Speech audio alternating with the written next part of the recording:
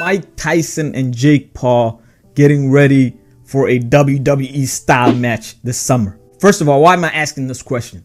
I'm asking this question because we have to look at the optics of this fight.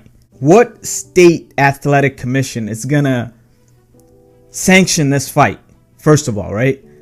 I don't think this is gonna be an actual boxing match. I think it's gonna be an exhibition at best. But I also think they're gonna have special rules in place. You know, we've seen the rumors of 16-ounce gloves and, you know, headgear and all sorts of things. That could be at play. But more than anything, I say the WWE style match because it would mean that both parties are not trying to really hurt each other. Mike Tyson has, you know, a wealth of knowledge in boxing that Jake Paul will never have. He has experience and he is one of the greatest heavyweight boxers of all time. He is one of the most feared fighters of all time for a reason. If he was to land on Jake Paul, it could be catastrophic for any athletic commission to deal with, because the aftermath of that would be, you know, it would be really bad in my opinion. Now you flip it and you go, Mike Tyson's close to 60 years old. Jake Paul's 27. If Mike Tyson, who, you know, had a back problem just a few years ago, he's walking around with a cane. If Mike Tyson has a problem, you know, in the boxing ring this summer, it could be catastrophic for any athletic commission to deal with afterwards. And Jake Paul's 27.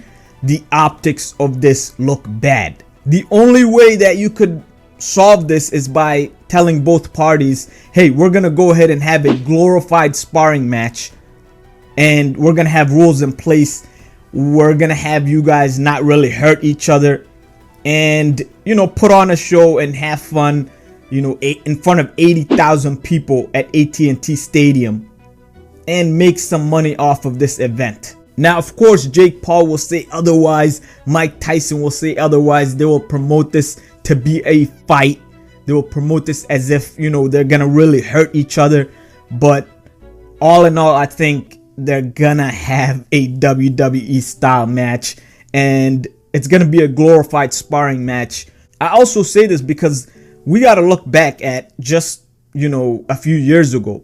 Mike Tyson steps back in the ring for the first time in, you know, I think it was like 15 plus years, and he has an exhibition against Roy Jones Jr., one of the greatest boxers of all time. We watched one of the worst, you know, glorified sparring matches of all time. They didn't look like they were trying to hurt each other. They're just running around, touching each other up, and just, it was bad.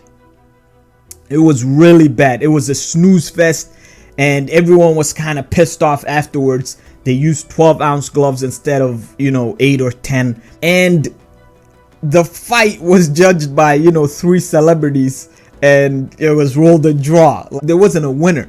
That's how bad that fight was. Now you look at this and you look at the fact that Jake Paul is not even, you know, in the same universe as Roy Jones Jr., obviously.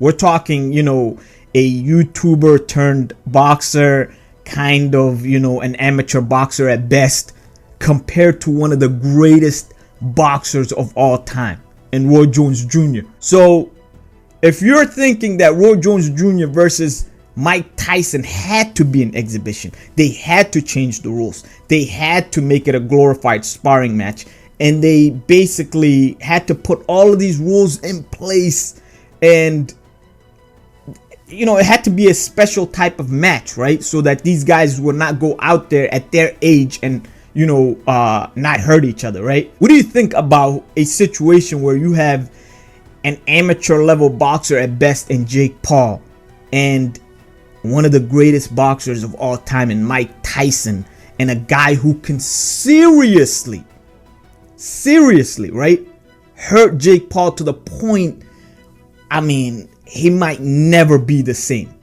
If Mike Tyson, I don't care if he's 80 years old, lands clean on Jake Paul, it could be, it could be, you know, worst case scenario, to be perfectly honest.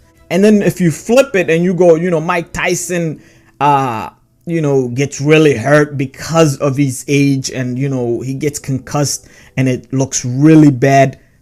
Both sides look really bad. So there is absolutely zero chance that this fight gets sanctioned to be an actual boxing match, a pro fight, and not an exhibition. And I think there's even less of a chance that that exhibition then becomes a clear-cut, fight where, hey, it's an exhibition, but you guys can go at it. I think there's going to be special rules in place. That we could see headgear, which would turn a lot of fans off to this fight. It's going to be, kind of like walk into the dressing rooms and tell each guy, hey, keep it clean. Don't try to hurt each other. Basically glorified sparring match, and let's just put on a show and let's cash in, right? I don't know if you guys think this is an actual fight about to take place.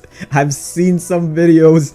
I've seen some people getting hyped to the point that you would think, this is for all the marbles, like these guys are gonna actually fight.